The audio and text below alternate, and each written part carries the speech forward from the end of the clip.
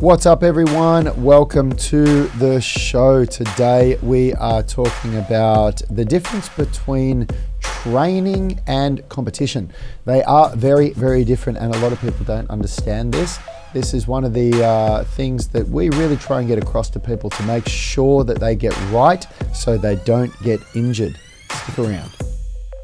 Hey everyone, in case we haven't met, my name is Rad Burmeister. I am one of the co-founders of Unity Gym and co-creators of the UMS, the Unified Movement System, where we turn driven people into strong and flexible athletes.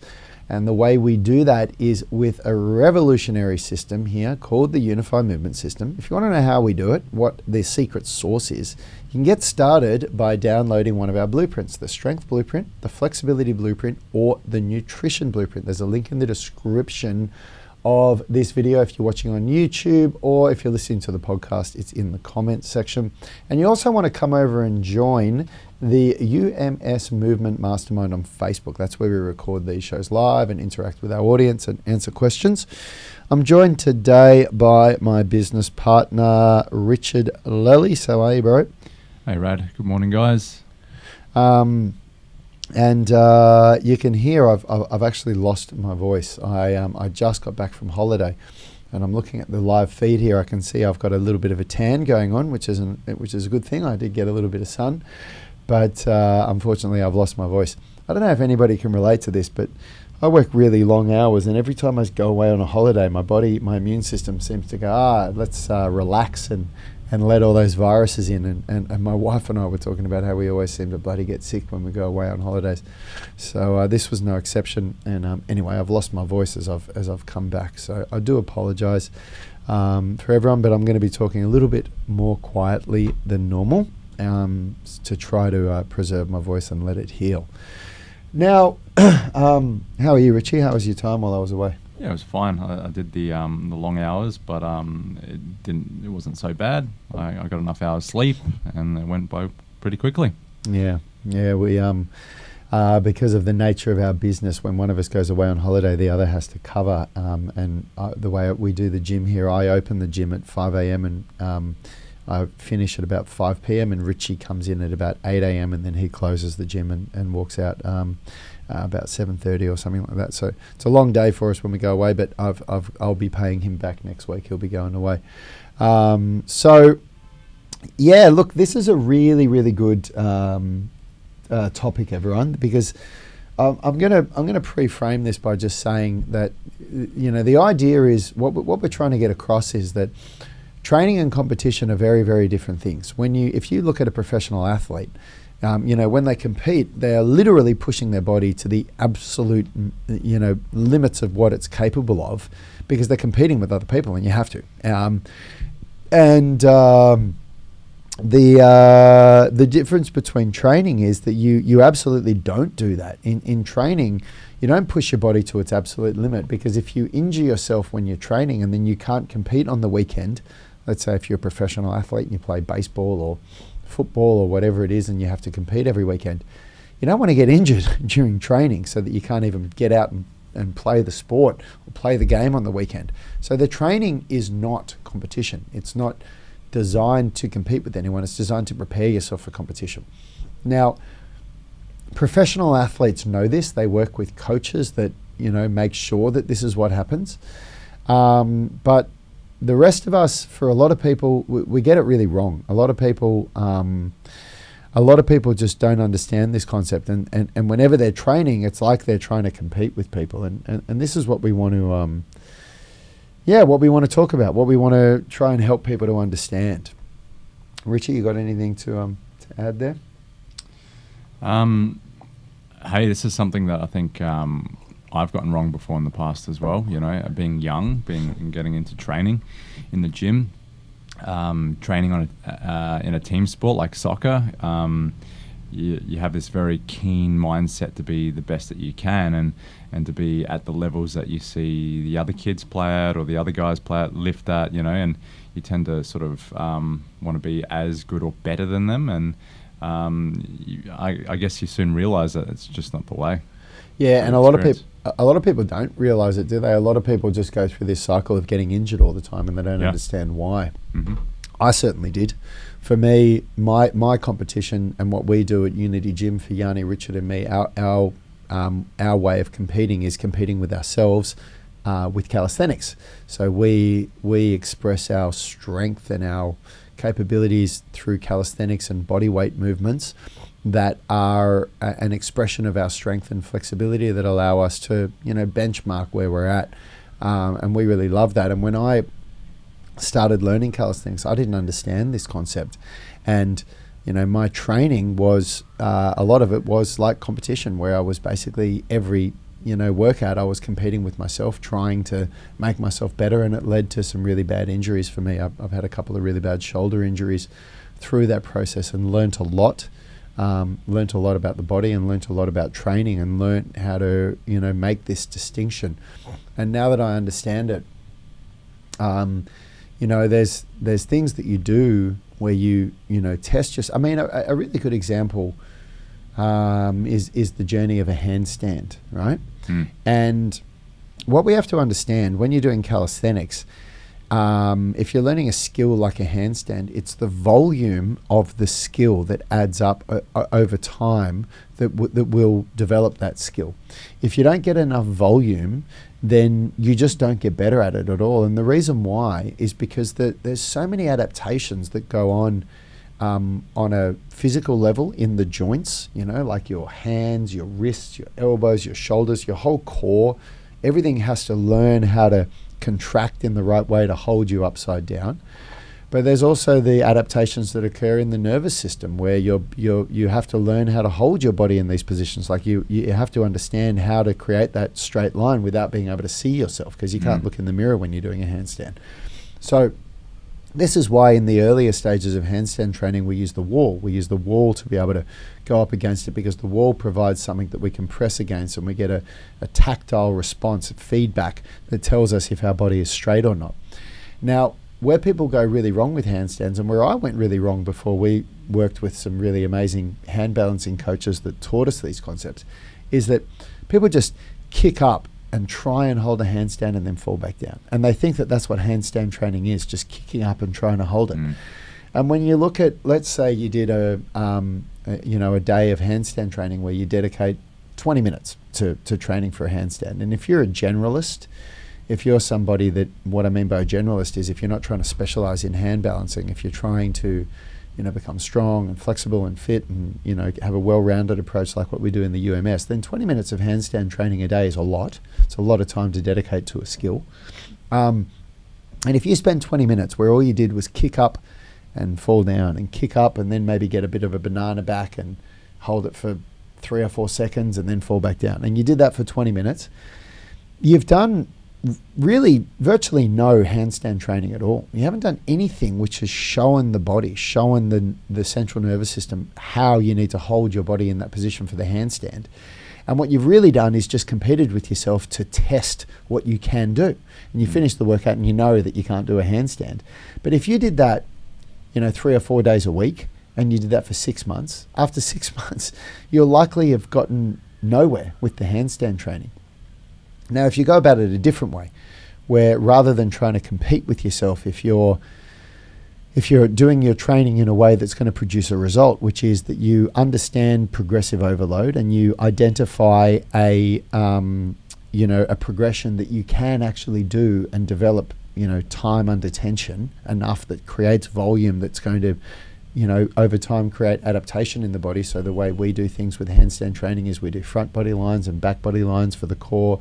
And we do like a 45-degree face-to-wall handstand, which gives you, it takes a lot of the weight out of the wrists and the hands and the shoulders. It has a less of a requirement for shoulder flexibility, for flexion in the shoulders.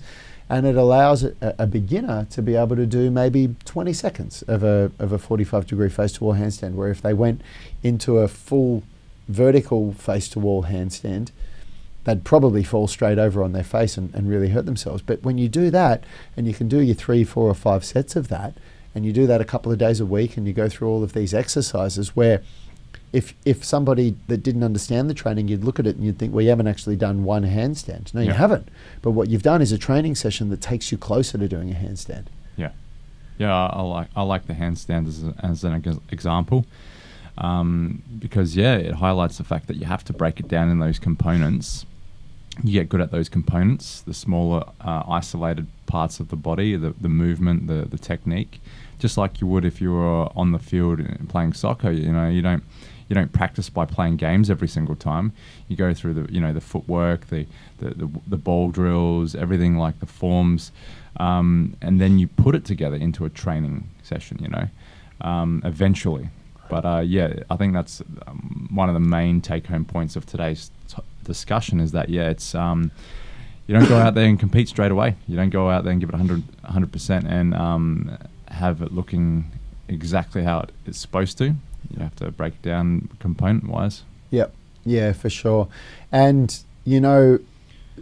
like volume is just so important. When you add up that volume over time, that's what really creates these results. And if we just stay on the calisthenics idea for a little while, before we move on to some other examples of this, for most people, at least the way that we do things in the UMS, we don't like using calisthenics for beginners. And the reason, what I mean by that is like somebody that's brand new to exercise. And the reason why is because it's too hard to manipulate the intensity variable for a beginner. And what we mean by that is volume versus intensity. What are they? Volume refers to how much. So how much of something did you do? So when you do a handstand, if you hold it for 10 seconds or 20 seconds, you've manipulated the volume. It's how much you've held it for. If you're doing weightlifting, if you do 5 sets of 5 reps or 10 sets of 5 reps, that's manipulating the volume. Or if you do 5 sets of 5 reps or 5 sets of 10 reps, that's manipulating the volume. Intensity refers to how heavy. So with weightlifting, it's really easy. If you add weight to something, it's increasing intensity. When it comes to calisthenics, the intensity variable is usually increased by leverage. So by changing the leverage, where when you do something like if we use the handstand example, doing a 45-degree face-to-wall handstand and then going to a face-to-wall handstand, a vertical face-to-wall handstand, that's changing the intensity. You've made it heavier on your joints. And with calisthenics, it's very hard to understand how to manipulate that intensity variable and even the volume variable effectively when you're a beginner. When you're a real beginner, it's just really easy to get that wrong. And I learnt this the hard way myself. For somebody even at my level of training experience, when I started calisthenics, where I'd been training for decades, I still messed that up, and I injured my shoulders and injured my we all got a bunch of injuries, when we started learning calisthenics. So that's why we like to use weightlifting at the start. But let's say you're beyond that absolute beginner phase and you start your calisthenics journey. So you've already conditioned your body effectively and you're ready to give it a go. For most people, what we recommend is that we recommend the 5 to 8 rep range is the best rep range to work with. And the reason why is because the 5 to 8 rep range is a rep range that, like, when you go below 5 reps, it means that you're choosing an exercise selection where the intensity is very high. It's very, very easy to mess it up. When you're trying to learn the right technique, it's very, very easy to mess that up. And if you go above the 8 rep range, you're often going to something that's just a little bit too easy, and you still want to be challenging yourself and choosing something that's hard. So this is where so many people get it wrong, is that they choose a progression with their calisthenics where they can barely do 1 rep with good technique, but they still try and do 2 or 3 reps. But when you watch the technique for a coach like us, when you're critiquing them, you think, man, I wouldn't have even counted 1 of those reps, and you still went for 2 or 3. But people that are new to this stuff, they don't understand how to regress a movement effectively, to be able to take it away from that competition phase and or competition state where they're competing with themselves to see what they can do, and put it into a training phase where you're actually training towards something that's going to make you better. Yeah. We see that a lot, don't we? Richard's up there nodding. I feel like maybe that was a mic drop moment because he's not saying anything there. No, I agree. I agree. Again, like if you're choosing the intensity wrong, like you're going out there and you're competing with yourself, just trying to hold it for as long as you can every single set, Not only do you realize that you won't be able to do that very many times before you're completely burnt out, and again, your workout comes to a quick end, but you're accelerating that potential to get injured because of the overload that you're inducing in the body that's not ready for it. Yeah. Yeah, and that's the biggest, one of the bigger things also with competing versus training. Like competing can result in injury because you're going 110%. Whereas training, you're holding back so that you can repeat. So the body does adapt. Yep. Now I want to. We didn't put a question of the day up there, but I want to do it now. And Richie, if you can just type up your own version of this after I've said it. But the question of the day is: I want to know: have you ever injured yourself during training when you were trying to go too hard, when you were pushing yourself too far? I have. Richard has, Yanni has. So let me know in the comments. I want to know, have you ever injured yourself during training? And do you think you were doing something that you shouldn't have? Were you competing rather than training? Now I want to shift from this focus of calisthenics. I want to shift to something that a lot of people have got experience with in our audience, which is CrossFit. And this is something that Yanni and Richard and I believe that CrossFit has really gotten wrong over the years. And I want to pre-frame this first by saying that I don't want to make this out like I'm attacking CrossFit, because there's so much stuff that I love and respect about CrossFit. Yanni and I, we watch the CrossFit games, we watch the documentaries on Netflix, and we are in awe and inspired by those athletes. You know, what those CrossFit athletes do is just phenomenal. They are unbelievable. But this is my experience. I'm going to say this. I'm going to give a real disclaimer here. This is my experience and my opinion. Being a coach, somebody that owns a gym and that's had people that have walked through our doors a lot that have an experience with CrossFit, where they injured themselves and then came into the gym here and talk about the injuries that they got at a CrossFit box, and what they want to get out of training here, which is to learn how to beat their injuries and train in a different way. I think something that CrossFit really, really messed up is that when they created the CrossFit Games, they had these workouts that the CrossFit athletes do that, if I'm not mistaken, that's where the WODs were created off. These CrossFit WODs that have these names, Fran and Julie or whatever they are. I know that they're all named after women. And those WODs are a competition. They always have a score to them, like you're trying to get the best time, or you're trying to get the most weight, or whatever it is. And I've gone and done a few of them with a couple of friends who did CrossFit, and they wanted to do this workout with me at Unity Gym, and I joined in with them and did it. And there is a massive level of competition there, which again is great to do to test yourself, but it is not the way that you want to be training. You don't want to be going to your gym and your workout is a competition, because you just can't do that all the time. You can't compete daily. You have to train in a way where you have a benchmark, where you've measured yourself, you've seen where you are, and then you train in a way to see if you can make yourself stronger, more flexible, fitter. And then you compete if that's what you want to do to test yourself. And then after the competition, you go back to training.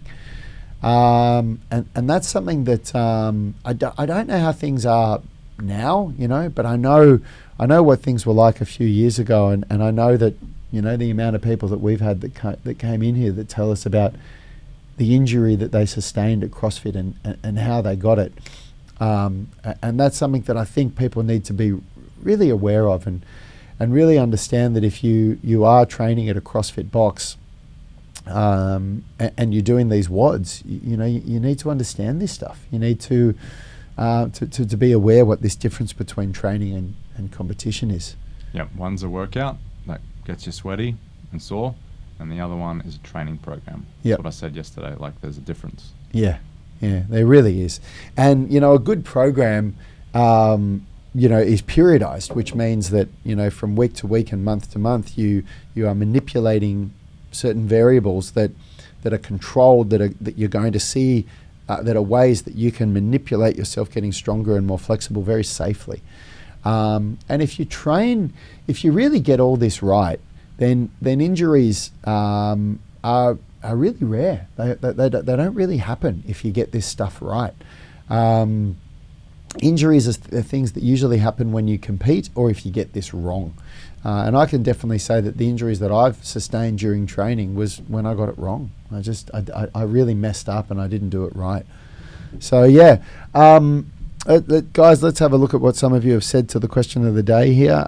Hey, Joseph Gilbert and Lee Clemens, thanks for tuning in. Joseph saying, often I'm having a hard time determining what load is appropriate for my exercises, and I've been getting issues in my shoulders, elbows and knees. And Lee Clements is saying, yeah, CrossFit was at the forefront of my thoughts whilst doing this.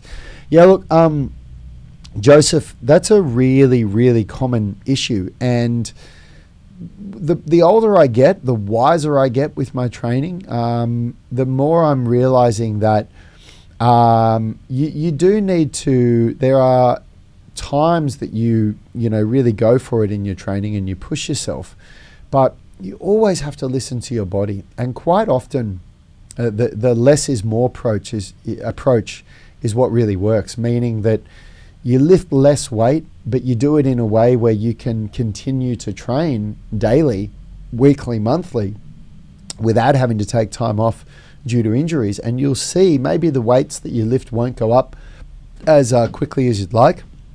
Maybe you won't be able to get to that next calisthenics progression as quickly as you'd like, but the volume adds up over time, and it creates the results that we're all in the gym for. What do you reckon, Richie? Yeah, I'm just reading what Vinnie Brown's put in now in the comments. Yeah, he's saying, you want to read that out, Richie? He said, he's agreeing, I'm super competitive and it's hard not to look at someone doing something and I can't and not push too hard. Yeah, absolutely, Vinnie. It's a hard thing to do, isn't it? It's really hard when you're in the gym to be looking at people around you and not go, oh man, I want to push myself. I want to be doing what that person's doing. But yeah, you've just got to understand, like, there's so many things that go into people being able to do more than what you're doing. One of them is that maybe that person's getting it wrong. Maybe that person's on the verge of having an injury themselves because they're doing something that they're just not ready for. Maybe that person's done years and years and years of training that you can't see now. Maybe that person is doing their 1 week out of their 5 or 6 week cycle where they're doing peak week and they're going for it, And you really have to just be smart and understand the way that things fit into a good training program. And the more and more, the further that I go with my own training, for what I do, this isn't right for everybody, okay? And it depends on what your goals are. But for my goals, to want to become strong, flexible, and to learn movement skills that revolve around calisthenics and movement style. I even like doing bits of acrobatics and stuff. The more and more I train, the more I realize that going to failure, for me, is not the right way to train. I rather go just a little bit shy of failure, but be able to come back time and time again. Like most recently, the most recent injury that I had was that I went to absolute failure on a bench press where I missed a rep. It was the first time I missed a rep in a very, very long time because I was recovering from another shoulder injury and I was just working my way up. And I had Richard spotting me. I did 110 kilos for 2 reps and I went to failure. I tried 2 reps. I did 2 the week before, but this week I was in a state of overreaching. Missed the second rep. Richie had to lift the bar up. So I was completely fried. And then the next day, I went into my normal handstand training and my shoulder just completely gave way and I tore some muscles in my shoulder. And I hadn't experienced that for a very, very, very long time because I hadn't gone to absolute failure. So I forgot what it felt like and I forgot what I should have done, which is went to failure and recognized that for the next 2 or 3 days, my body was in a state of recovery and I needed to really back off on everything that I did until my body adapted to that workout where I went to failure. And I totally forgot that because it had been so long since I've done it. So I'm not saying that this is what everybody should do. But for me, for my goals, being 42 years old, wanting to continue to train 5 or 6 days a week, like that's what matters to me. I just reminded myself again that I should not have gone to failure. I should have reduced the weight a little bit, accepted that I was in a state of overreaching in that workout, and not tried to compete, which is what I did. Yeah, I tried to compete with myself. I tried to lift as much as I did last week. I should have just accepted. Yeah. Lee Clements is saying, I've had to learn me versus me. Yeah, it's a huge lesson, isn't it, Lee? And Joseph Gilbert saying, for example, today was my second Monday in foundations. Single arm shoulder press in my right arm can do 3 sets of 12 at 20 pounds, no problem. Left elbow got a kink on the 3rd rep and struggled doing 3 sets of 12 at 15 pounds. Yeah, so what you need to do in that example, Joseph, this is why in the foundations program we do so much unilateral work. You need to make sure that you understand all the concepts that we've spoken about in this show, and you apply them to the left side, the weak side. So the left side is the side that chooses the intensity. That's the side that decides we're going to do 15 pounds, not 20 pounds. And then the right side does exactly the same, which means the left side will feel like it got a great workout. The right side will feel like it didn't get a good workout. But that imbalance over this foundations program, over the 3 phases, the imbalance will work itself out. Yeah. So guys, I just want to let you guys know this week we're doing something very different this Friday. I'm going to tell everybody. We've never done this before, but I'm telling you guys what we're going to be doing on Friday this weekend for our flash sale, because it's going to be the last one that we're going to be doing. We're not going to be doing these weekend flash sales anymore. We are focusing solely on all our programs are still going to be there. Everybody can get them. But we want to bring the focus into the UMS online coaching program. And the reason why is because that's where the real magic happens. And what we did recently, we removed access to all of the extra programs that were included with the UMS online coaching program, and the price has been a little bit increased. And the reason why we've done that is because we've added value to the program by doing these these weekly coaching calls. We're putting a lot more effort into coaching everybody with it. The program itself continues to get built out, so it's definitely worth the value that we charge, which is $97 a month. But a lot of people emailed us after we put the price up saying that they didn't realize that this was their last opportunity to get it, and there were a lot of unhappy people that they weren't able to get on at the old price. So I'm giving everybody a lot of warning here. This weekend, for the Black Friday, Cyber Monday weekend, where most online businesses, and especially in America, offer these big sales, we will be reducing the price of our UMS online coaching program to $49 US a month, and that'll be a lifetime price if you don't cancel your membership, but it will only be available for the 72 hours of this weekend. So if you've been wanting to get onto that online coaching program, then this weekend is your opportunity to do it. I think we might even be offering a 2-week trial period as well. And then if you stay on after the trial, it'll be $49 US. So if this is something that you've been considering to do, please do not email me after this weekend asking me to reduce the price again for you, because I'm giving everybody fair warning. This is happening this weekend. Make sure you jump on it. It's a really, really great opportunity to come into our inner circle and start working with us. Joseph Gilbert's saying, holy shit, they have no idea the value of this. That's right, Joe. It is huge value. It's, you just won't know if you're listening to these shows and getting our individual programs here and there. You really have no idea what the secret source of what we do is, and it is the UMS online coaching program. That's the only program where we teach a structured balance between strength and flexibility within the same workout that leads to phenomenal results.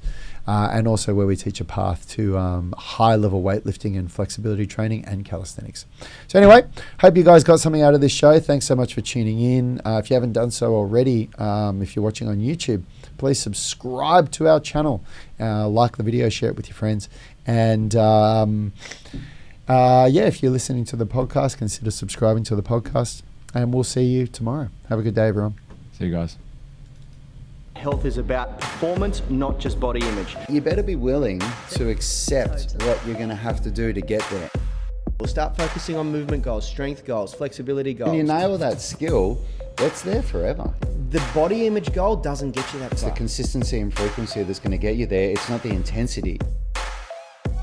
There's no shortcuts to mastery and movement. Destination doesn't change overnight, but your direction will. The gym is not the place to beat up the body that you hate. It's the place to build the body that you love. We are the gym that teaches people how to move instead of just exercise, because we believe that health is about performance, not just body image.